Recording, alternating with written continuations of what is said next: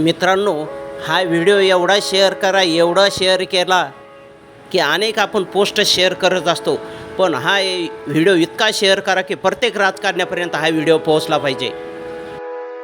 नमस्कार मित्रांनो, रविराज साबळे पाटील हे शेतकरी पुत्र आहे आणि कुठे भ्रष्टाचार होत असेल, कोणावर अन्याय होत असेल तर पहिलं त्यांच्यासाठी जाऊन जाण्याचं काम रविराज साबळे पाटील करतात. मागच्या महिन्यामध्ये बाबूराव बोंद्रे यांचे ते काही 14 सहकारी साखर कारखाने आहेत, त्यांचे जे बाबूराव बोंद्रे अध्यक्ष आहे आणि त्यांनी जे शेतकऱ्यांचं ऊसाचं बिल थकवलं त्याबद्दल त्यांनी आवाज उठवला. आणि कुठलाही असो, कोणावर जर अन्याय होत असेल तर त्या अन्यायाला वाचा फोडण्याचं काम सध्या तरी मला वाटतं रविराज साबळे पाटील करतात. मित्रांनो, त्यांनी असाच एक आता घोटाळा समोर काढला आहे. माजी आमदार परिणय फुके हे नागपूर मतदारसंघातले येतात आणि मुख्यमंत्र्याचे ते अगदी जवळचे असल्याचं स्वतः रविराज साबळे पाटील म्हणतात.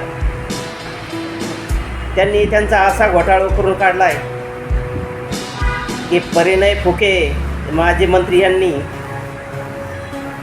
कॅनरा बँकेकडून आपल्या 15 एकर जमिनीवर फक्त ते एन.ए. झालेली होती, म्हणजे नॉन ॲग्रिकल्चर, आणि त्या जमिनीवर त्यांनी 100 कोटीचं कर्ज काढलं आहे कॅनरा बँकेतून.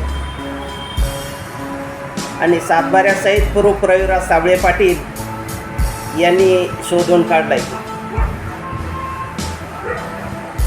मग मला सांगा मित्रांनो, सर्वसामान्य लोकांना खरोखर जर आपल्याला पीक कर्ज जर घ्यायचं असेल, किती चक्र मारायला लावते बँकेवाले? आणि तुमच्याकडे जर 15 एकर जरी जमीन असेल तर तुम्हाला लाखाच्या पुढं कर्ज देत नाही. पण या राजकारण्यांना या बँकेनं 100 कोटीचं कर्ज दिलं 15 एकर काही गुंठ्यावर, म्हणजे एकरी 6 ते 6.5 कोटी रुपयाचं कर्ज दिलं. मित्रांनो, मोठ्या शहराच्या ठिकाणी एवढ्या जमिनीला भाव नाही. 1 एकरला 6 कोटी 7 कोटी. आणि परिणय फुके हे राजकारणी असल्यामुळं त्यांना 100 कोटीचं कर्ज दिले या कॅनरा बँकेने. मग आता कोणत्या बेसवर दिले असं? ही जर जमीन विकली जरी तेवढे त्याचे पैसे येणार नाही मित्रांनो, आणि 100 कोटीचं कर्ज दिलंय. विचार करा, आपल्याला जर एखादा क्रॉप लोन जर घ्यायचा असेल, 15 एकर लाख 1.25 लाख रुपये आपल्याला कर्ज देत आहे आणि कमीत कमी ते 10 ते 15 चक्र आपल्याला मारावं लागतात मित्रांनो. आणि जे राजकारणी असतात, आता यांनी 100 कोटीचं जरी कर्ज घेतलं असतं 15 एकरवर, फक्त सहीच करायला गेली असतील ती. पूर्ण बँकेचे लोक मॅनेज होऊन घरपोच त्यांचे काम करत असतात. मग हा गरिबाला वेगळा नाही आणि श्रीमंताला वेगळा नाही का?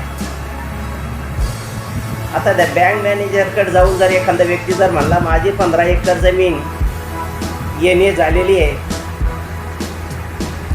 मला 100 कोटीचं कर्ज द्या, देतील काय बँकेवाले? नाही देणार, शक्यच नाही. सर्वसामान्याला 15 एकर काय, तुम्ही 25 एकरचा एन.ए. करा तरी तुम्हाला एवढं 100 करोड कर्ज देणार नाही. एक प्रकारे हा घोटाळाच म्हणावा लागेल आणि रविराज साबळे पाटील यांनी हा घोटाळाच उघड केलेला आहे मित्रांनो. कारण की हे आमदार काही 100 करोडचं कर्ज त्या ठिकाणचं फेडणार नाही. त्यांचं व्याज कितीतरी होईल आणि एक दिवस ही जमीन बँकेकडे चालले जाईल आणि त्यावेळेस त्याचे व्याजासहित कितीतरी पैसे होईल. मग असाच मोठमोठा भ्रष्टाचार मित्रांनो हे राजकारणी करतात आणि आपल्याकडे थोडं तरी बँकेचं काही कर्ज जरी थकलं तर बँकेचा दबाव आपल्याकडे येत राहतो, नोटीस येतात, आपलं खातं क्लोज केलं जातं आहे, NPAमध्ये चाललं जातं आहे. मग हा सर्वसामान्यांना न्याय कोणाकडे मागायचा? मित्रांनो, जोपर्यंत तुम्ही जागरूक होणार नाही तोपर्यंत असंच चालत राहणार आहे. अन्याय हा फक्त सर्वसामान्यावर, शेतकरी वर्गावर होत राहणार आहे. महारत्न विश्वरत्न डॉक्टर बाबासाहेब आंबेडकर यांनी सांगितलेलं आहे, अन्याय सहन करणाऱ्यापेक्षा अन्याय करणाऱ्यापेक्षा अन्याय सहन करणार हा जास्त जिम्मेदार असतो. आणि ज्या ज्या ठिकाणी अन्याय होतात त्या ठिकाणी रविराज साबळे पाटील नेहमी शेतकरी असो, कामगार असो किंवा एखादा कुठला बलाढ्या व्यक्ती राजकारणी असो,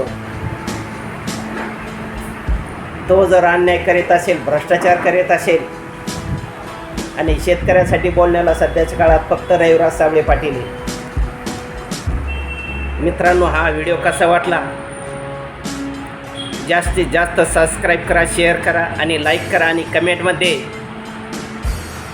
हा भ्रष्टाचार कशा प्रकारे झाला अशी कमेंट करा.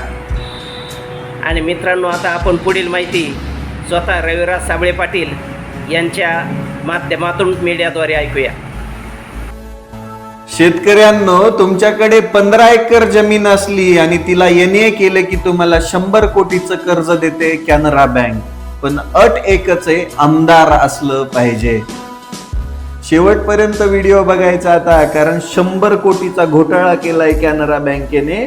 तुम्ही इथं वाचू शकता. हे बघा, तलाट्यांच्या साईनने सही केलेला सातबारा. कॅनरा बँक शाखा अंबाझरी नागपूर कडून 100 करोड रुपये कर्ज घेऊन खालील प्रमाणे प्लॉट बँकेस घाण करून दिले. 1 ते 69 किती प्लॉट आहेत माहिती आहे? 626 गुंठे जमीन आहे, म्हणजे 15.16 एकर, 6.34 हेक्टर, 100 कोटीचं कर्ज.